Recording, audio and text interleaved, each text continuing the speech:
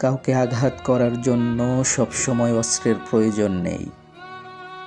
চাইলে মুখ দিয়েই একজন মানুষকে ভেঙে চুরে টুকরো টুকরো করে দেওয়া যায়, যে অস্ত্রের নাম প্রিয় মানুষ। আমরা যতই শক্ত হই না কেন, আমাদের জীবনে কেউ একজন থাকেই, যে কিনা তার কথার ধারা আমাদের আহত করতে পারবে বিনা সংকোচে। কারণ প্রিয় কিছুর কাছে মানুষ সব সময় দুর্বল।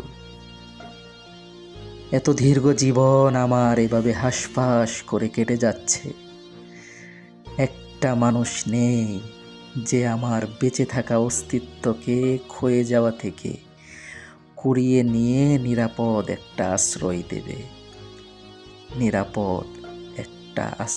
দেবে।